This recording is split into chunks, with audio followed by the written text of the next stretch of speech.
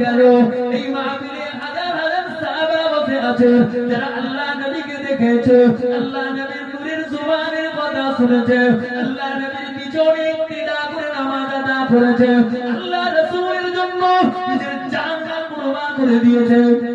ও ভাই আবু মুসলিম, শুধু তাই নয়, আল্লাহ নবীকে যখন মদিনার জমিনে পাওয়া যায় না, এই সমস্ত সাহাবারা খাদ্য খাওয়া ছেড়ে দিয়েছিল।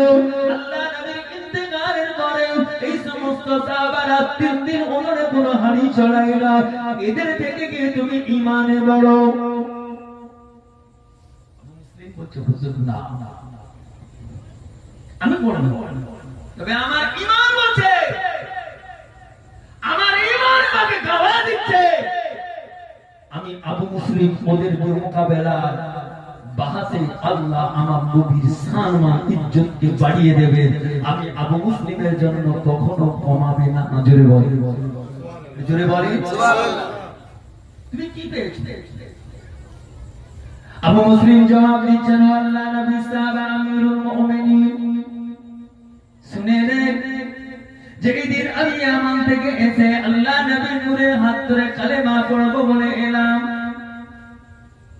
মসজিদে নববীর দরজায় দাঁড়িয়ে মসজিদে নববীর ভিতরের দিকে তাকাই, সাহাবারা বসে আছেন, সাইয়েদেনা আবু বকর দাঁড়িয়ে ওয়াজ করছেন।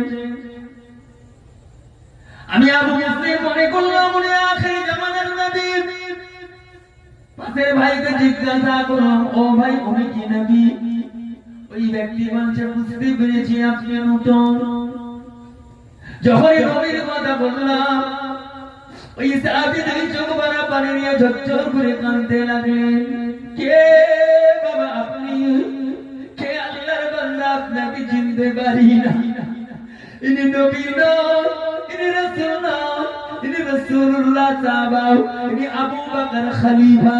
ও ভাই আল্লাহর বান্দা, সাইয়্যিদুল মুরসালিন, রাহমাতাল লিল আলামিন, দুনিয়া থেকে বিদায় নিয়েছে।